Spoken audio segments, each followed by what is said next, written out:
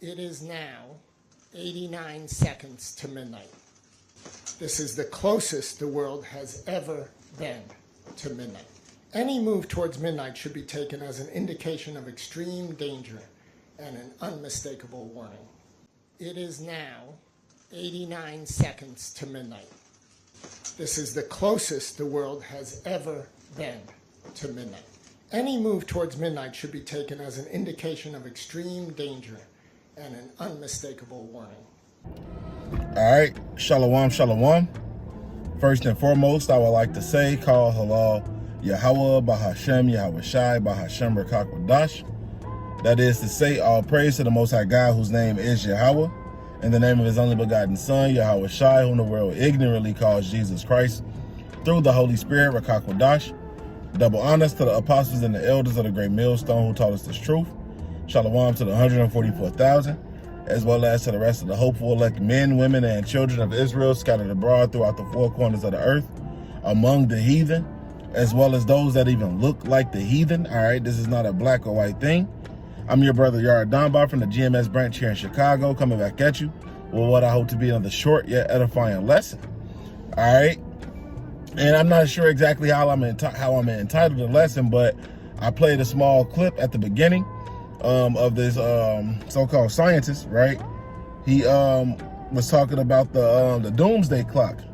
All right, so and he said that we 89 seconds to midnight, man, which they're pretty much telling you, hey, we're this close to a catastrophe, so to speak, man. This close to doomsday. All right, and this is something that the men of the Lord have been prophesying about since, man. All right, so without further ado, I want to go ahead and go into these scriptures. I want to start here at the book of 2nd Ezra, the 9th chapter, and verse 1. He said, he answered me then and said, measure thou the time diligently in itself, and when thou seest part of the sign pass, which I have told thee before, which I have told thee before, then shalt thou understand that it is the very same time wherein the highest will begin to visit the world which he made. Therefore, when there should be seen earthquakes and uproars of the people in the world, then shalt thou well understand that the Most High spake of those things from the days that were before thee, even from the beginning. Right? Hey, and we've been seeing these things happen, more and more of these type of things, man. Starting in 2020 with that thing that happened. All right. Hey, we saw uproars of people even then, man. People looting and raiding, We've been seeing all different type of natural disasters happening. We just had the huge wildfire in LA. It was just a wildfire in Illinois, which I've never heard of in all my life. I'm still a young man, but never heard of a wildfire in Illinois, but we are seeing all of these different things take place. And then on top of that, let me see if I can find this article real quick, man. You have Trump. He just said he wants a Iron Dome over America. How the same way that the state of Israel has it, right? Let me search it real quick on this Newsbreak app real quick. Salakia.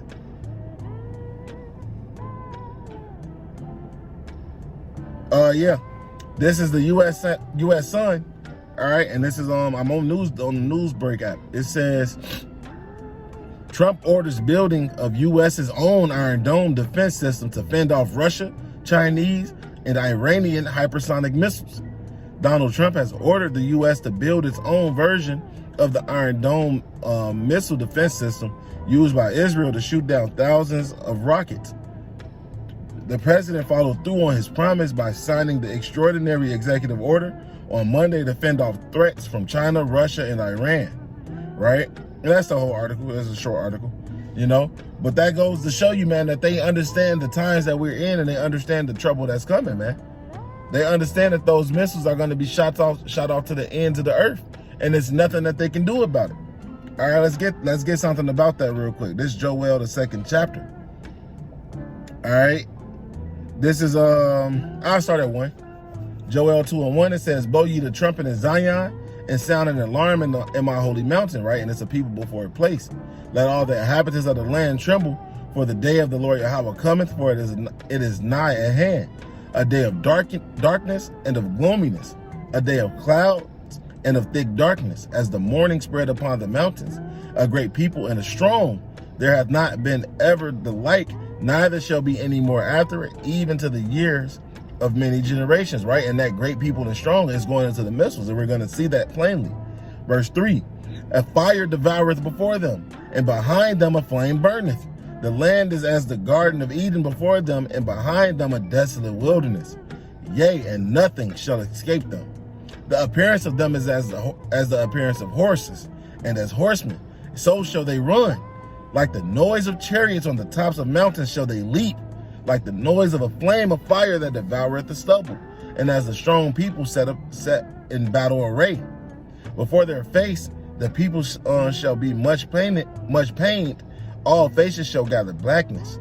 They shall run like mighty men, they shall climb the wall like men of war, and they shall march every one in his own ways, and they shall not break their ranks, right? Because, hey, guess what? Those missiles will hit their designated target, man. None of them will miss their mark, man. This is going to happen. This place will be the lake of fire, man.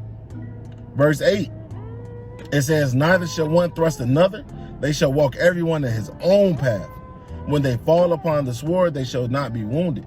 They shall run to and fro in the city, and they shall run upon the wall, they shall climb up upon the houses, and they shall enter in at the windows like a thief. The earth shall quake before them, the heavens shall tremble, the sun and the moon shall be dark, and the stars shall withdraw their shining, right? So it's going to be so many missiles that it's going to cause this great earthquake. And then it's like in that movie 300, what did he say? Our arrows will black out the sun. So many missiles that they're going to black out the sun and the moon, man. All right? Verse 11, and the Lord Yahweh shall utter his voice before his army, for his camp is very great. For he is strong that executed his word. For the day of the Lord Yahweh is great and very terrible. Who can abide it? Right? So we understand that this is coming, man. That's why we're out here blowing the trumpet. That's why we're out here giving the warning, man. You know? Habakkuk 2, it talks about, let's just get it. Habakkuk, the 2nd chapter, right? Habakkuk 2:1, it says, I will stand upon my watch and set me upon the tower, and will watch to see what he would say unto me when I shall and what I shall answer when I am reproved. And the Lord answered me and said, write the vision and make it plain upon tables, that he may run that readeth it, right? So, hey, we're standing upon that tablet and we're giving that warning, man. We're out here, hey, we're prophesying every day the destruction, the downfall of America, Babylon, and Great, man. We're proclaiming the kingdom of heaven on the regular basis, on the daily basis, right? Verse 3, for the vision is yet for an appointed time, but at the end it shall speak. And you're seeing it speak now. Them saying, hey, we need an iron dome. That's the vision speaking. Them moving this doomsday clock to 89 seconds till midnight. That's the vision speaking, man. We seeing the talk of all of these 15-minute cities and the MOTB. That is the vision speaking. All of these things are happening right before our very eyes. All right, verse 3 again. For the vision is yet for an appointed time, but at the end it shall speak and not lie.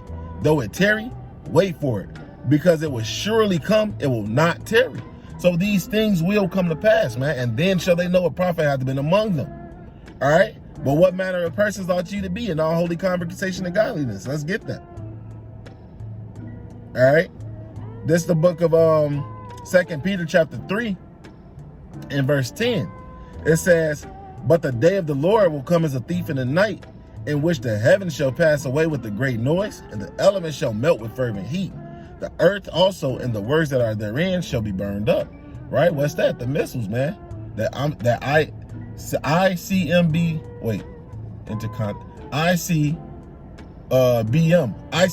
missile fire. Salaki, I had to talk myself through that one. But that missile fire, man, that's what's going to be able to melt these elements with fervent heat. All right? Verse 11, seeing then that all these things shall be dissolved, what manner of persons are ye to be in all holy conversation and godliness? Right? And that conversation goes into your conduct, your deportment. How are you acting? What are you doing on a day-by-day basis, man? All right? Verse 12, looking for and hastening unto the coming of the day of the Most High, wherein the heavens being on fire shall be dissolved, and the elements shall melt with fervent heat. Nevertheless, we, according to his promise, look for new heavens and a new earth, wherein dwelleth righteousness. Right? So that's what we're looking for. That's what we're looking forward to. But we know that the earth has to be dissolved, right? We understand that those nukes have to be sent off. So we're watching that as well, man. These things are happening, man. That vision is speaking. All right? And there's nothing that you can do about it. You know, and we just hope to be in that lot that receives that salvation at the end of the day. All right? This is the book of Wisdom of Solomon, the 5th chapter. It says, then shall the righteous man stand in great boldness before the face of such as have afflicted him, and made no account of his labors. When they see it, they shall be troubled with terrible fear, and shall be amazed at the strangeness of his salvation, so far beyond all that they looked for, right? And that starts now. Us standing on the corners, in the belly of the beast, telling the beast that it's gonna fall, man. Telling Babylon that it's gonna fall, right? Us having these the understanding of these scriptures, having not learned letters. We ain't go to those seminaries, right? But the Lord chose the let me grab it real quick because I'm finna butcher it. Salakia. This is 1 Corinthians chapter 1 and verse 25. Actually, I started 26.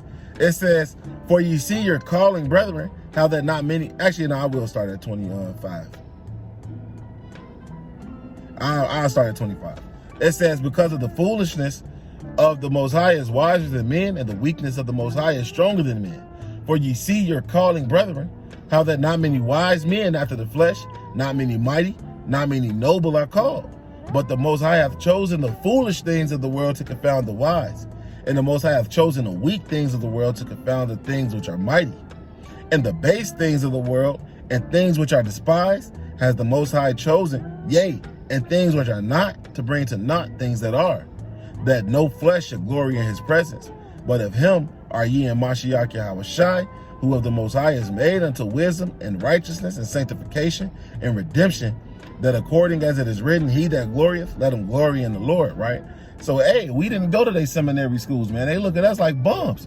They think we stupid, you know? But the fact that we have the understanding of these scriptures through the spirit and power of Yahweh Ba'ashem Yahushai, that's part of the strangeness of that salvation. And it's also going to be those chariots, man. Come up out of her, my people, that you take not part of her plagues. Let's get that in Revelation, the 18th chapter.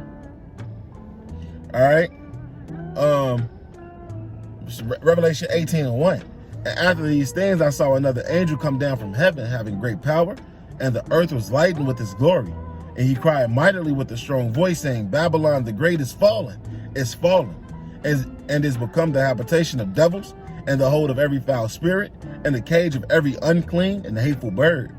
For all nations have drunk of the wine of the wrath of her fornication, and the kings of the earth have committed fornication with her, and the merchants of the earth are waxed rich through the abundance of her delicacies. And I heard another voice from heaven saying, come up out of her, my people, that ye be not partakers of her sins, and that ye receive not of her plagues. For her sins have reached unto heaven, and the Most High hath remembered her iniquities. And it's funny, I just got another notification. Doomsday clock moves closer to midnight. That's the spirit, man. But it said what? Verse 4, and I heard another voice from heaven saying, come out of her, my people, that ye be not partakers of her sins, and that ye receive not of her plagues, right? That's going into the elect being beamed up into the chariots, man. That's the other part of the strangeness of the salvation. All right. So I'm back in this Wisdom of Solomon, and we finna end it off here. Wisdom of Solomon 5. I'll read 2 again. Actually, I'll start over. Wisdom of Solomon 5:1. Then shall the righteous man stand in great boldness before the face of such as have afflicted him, and made no account of his labors. When they see it, they shall be troubled with terrible fear, and shall be amazed at the strangeness of his salvation, so far beyond all that they looked for. And they, repenting and groaning for anguish of spirit, shall say within themselves, this was he whom we had sometimes in derision, and the proverb of reproach. We fools accounted his life madness, and his end to be without honor. How was he numbered among the children of the Most High, and his lot among the saints? And that's, hey, we hope to have our lot be among the saints, man. the hopeful elect. We hope to be a part of that elect number. All right. So again, what is your conduct in all holy conversation? How will your conduct be, man? Looking forward and hastening to the day. What are you going to do? How are you going to behave? Where is your mind going to be at, man? Are you going to be occupied in prophecies? You know, that's what we have to, that's where we have to be, man. In the house of mourning, not in the house of mirth. All right. So, the visions are speaking, man. We see these times coming. We see that we know what's coming ahead, man. Just keep fighting and endure, man. All right. So, Lord willing, this was an edifying lesson. With that, I want to say, call halal Yahweh, Bahashem, Yahweh Shai, Bahashem, Rakakwadash. Double honors to the apostles and the elders of the great millstone who taught us this truth. Shalom to the 144,000, as well as to the rest of the hopeful elect men, women, and children of Israel scattered abroad throughout the four corners of the earth, man. Shalom, Kwam Yasharallah, Wa Abba Babal.